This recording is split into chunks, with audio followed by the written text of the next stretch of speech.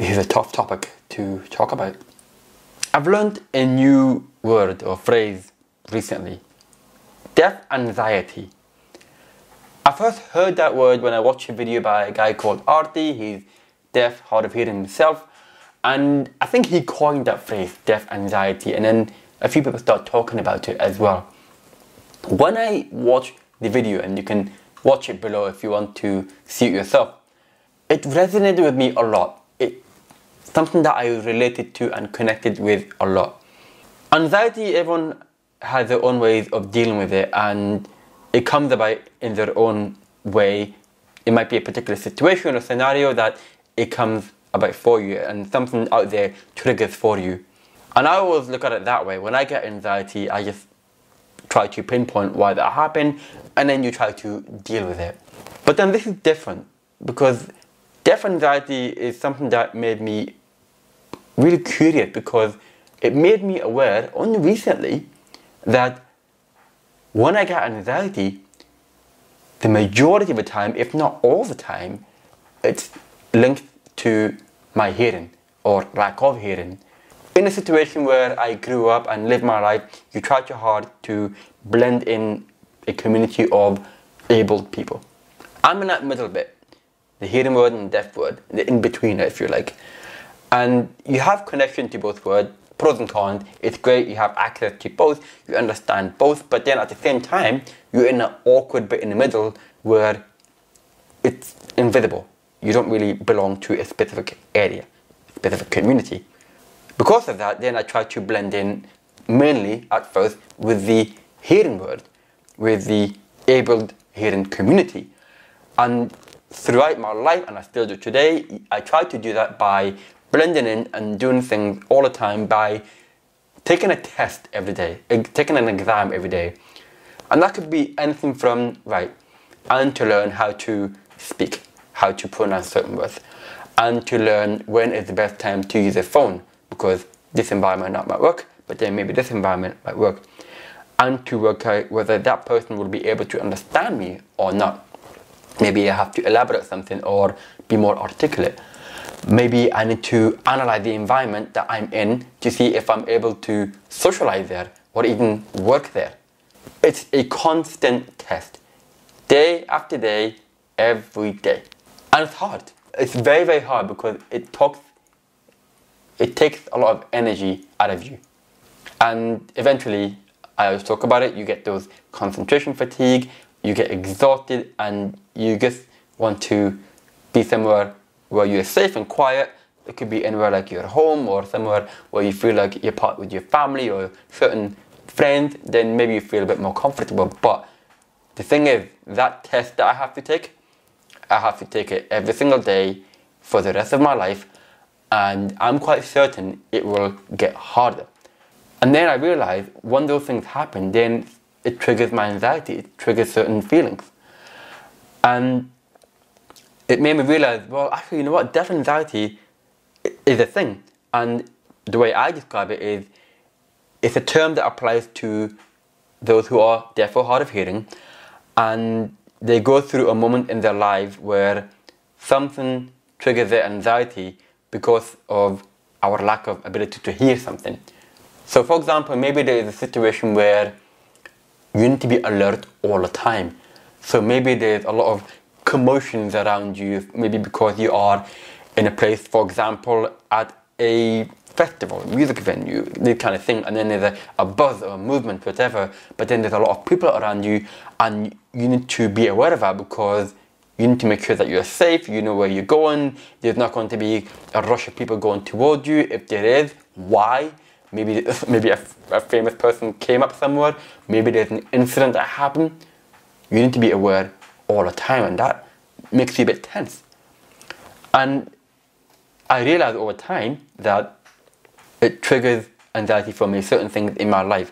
And there are a number of things, and I made notes on the thing that does trigger anxiety for me, big or small, and I have to stop and breathe for a second. For example, when the phone rings, I get a bit tense, because I have to listen really carefully to listen to that person. If I don't have my headphones and plug it in my ear, then I'm in trouble, because then I have to work extra hard, and that's hard work.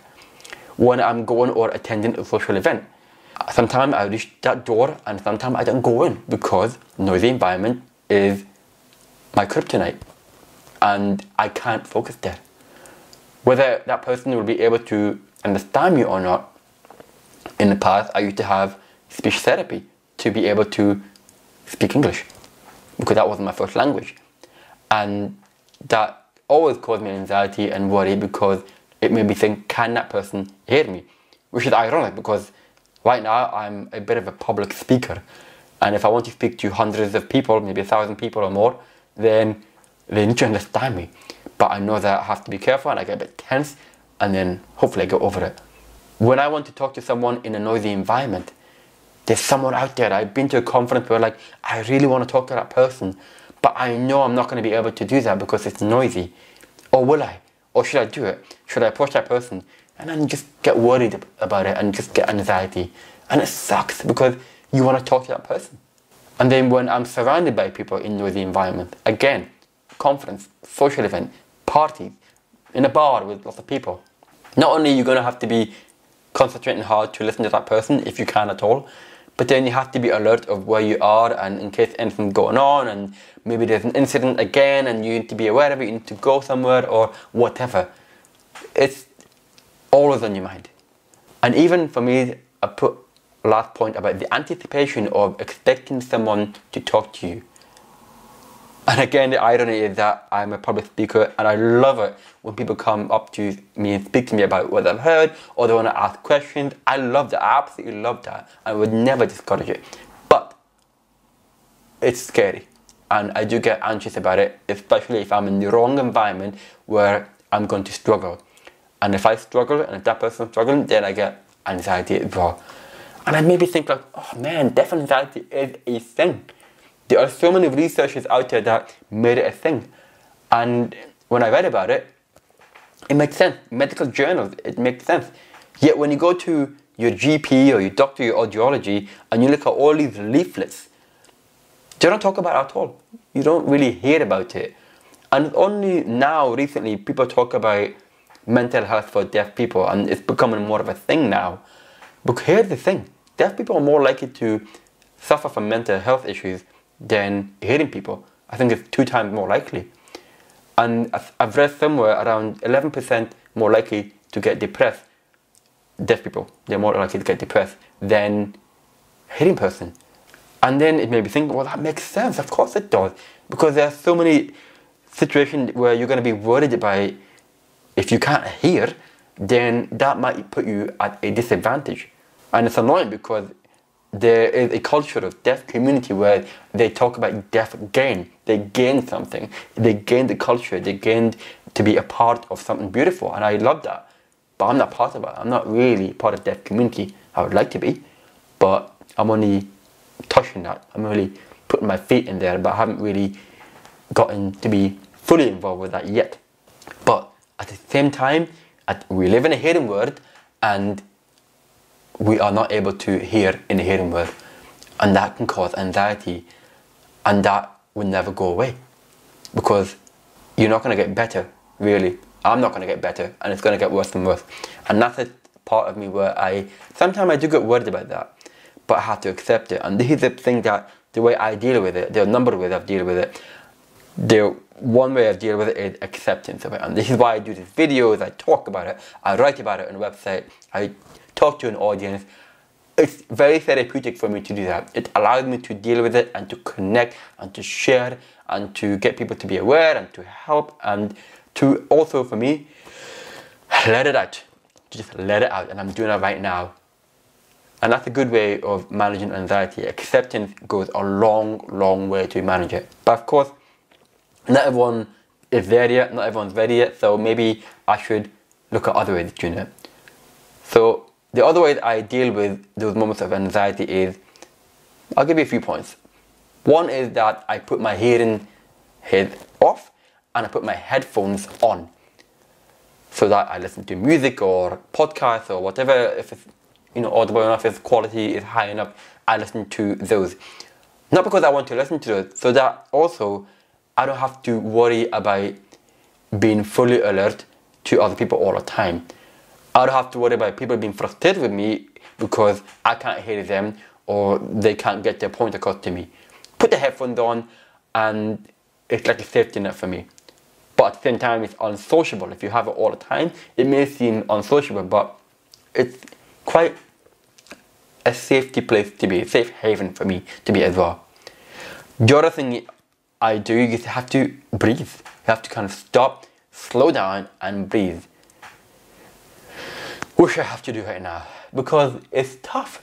When you're going through an anxious moment, people talk about you meditate, you breathe, deep breath, there are breathing techniques you do. It does help. And I have to remember and remind myself to do that as well. The other thing I do is to have control on what I can control. And I split that in two different ways. One is I can control my working environment, where I am right now. I run my business from my home office. I'm so lucky that I can do that because in previous jobs, it was difficult. The employees were either being very difficult about it, they were not accommodating, or they tried, but it's just not good enough because maybe it's an open office environment, or you can't get your points across, or whatever it is, and it's not easy. And I sympathize for those who are trying to do a good job, you're trying to work, but it's not easy at their current working environment. Whereas I'm very lucky that I can do that. I make sure that I have the right environment in terms of sound, I've got the headphones, I've got my gears in place. That makes me able to do the job that I do and do it well. At the same time, what is my control is my home environment and making sure that it is as comfortable as I can. And again, I'm very lucky that I have that. I'm very lucky that I live with my wife and I'm able to control our environment that we share together, make it comfortable, make it clutter-free, make it cozy, make it warm, have hot water, all these things. I know I'm very lucky that I have all of these things and it's not always possible. I can sympathize when you live with difficult flatmates or difficult people, it's hard work. But I don't know how I can give you advice, but if you can find a way to make your home environment work for you, it's really, really important. The other thing I love to do, as you can see behind me, I've got books behind me, and that's because I love reading, absolutely love reading. But it's not just about reading stories and getting through a novel, getting lost in a word, in a magical word. It's not about that. Even though I do read these books, the books that I love the most are ones that can help me to better my life in a certain way. Whether it's about personal development or self-help, whether it's about improving how I run my business or improving certain skills that I want to do, like communication skill when I speak to an audience, or body language, or maybe I want to learn things like philosophy and learn about human behavior. All these things, I love learning about it. And it makes me happy, it makes me feel like I'm at peace, but also it makes me feel more confident because when you gain knowledge, it's like compound effect. You add more and more things, you feel more confident in yourself because you're learning something new. And by doing that, you'll be able to handle certain challenges in your life along the way as well. So books are essential for me, absolutely essential. Could not live without it. Along the way, when I read those books, I became more aware of the topic of mindfulness and self-awareness. And it made me realize how important it is to be present. Not think about the past or the future. Be present, think about the present, just be aware of what you're doing right now and then. Because it's so easy to get lost in the moment, just going through the motion. And before you know it, it's time to go to bed, or it's time to go back to work, or it's time to end your holiday and all these things, but you're not really fully present of where you are. So you have to be mindful of where you are and be aware of how you are feeling. And that was something that I only think about it now, even though it sounds obvious, but you only think about it now. So that's important, I think. That's come from learning about mindfulness and self-awareness. All of that comes into learning how to breathe and meditate, and then it works. It does help you a lot. It takes practice, it takes time until you get used to it, but it does help you a lot when you get the grasp of it. And then also, another obvious thing to do when you're feeling anxious is to exercise. For me, that involves either playing football or playing golf, or I do a bit of yoga as well nowadays. And it's no brainer that anything that makes your heart beat, get you moving, it's a good way to kind of let that energy out.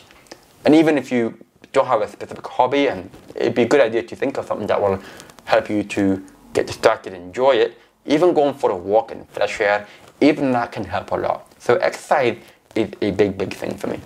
And another way I deal with anxiety, unfortunately, is that I would have to avoid attending social events or even consider leaving those social events early. And I've done that a bunch of times because sometimes you have to accept that you can't really work in that environment, you can't really operate in that environment, and you just have to accept that. And that's a way for me to be selfish and say, this is the way it is, I'm going to look after myself and I'm going to go be somewhere where I just can cope. But at the same time, it makes you feel like you're being unsociable and you're not able to interact with people, and that's the downside of it. And it's not fun. I'd rather not do that, but sometimes you have to remember to look after yourself, and in an airplane analogy, put on the oxygen mask first and not the other person first. Look after yourself. Be selfish. And that's the whole point as well, is being selfish is so important. To be aware of yourself, look after yourself, be selfish. There's nothing wrong with that, because if you're not looking after yourself, you're not helping anyone around you. And that applies to everyone. It doesn't matter who you are. If you're not looking after yourself physically and mentally, then other people around you may or will suffer as well. And that's why I thought, screw this. Yes, I get anxiety now and then, but I have to be selfish overall to be able to deal with it. And if it means I can't do certain things, or if it means certain people will have to accept the way I am, so be it. Just so be it. But death anxiety is a thing, and I didn't really think about it until only really the past few days when I'm recording this. And it connected to me, it makes sense. I feel like, yes, that makes a whole lot of sense now, that when I get anxiety, it's all because of hearing, lack of hearing actually. It's all because of that. And it's nice to know that you can pinpoint that. And again, it's about being aware of that, being mindful of that. And it's about, okay, what can I do to deal with that? What is the next step after that? How can I deal with it? Because it's one thing knowing about it, but it's another thing to deal with it and to move forward.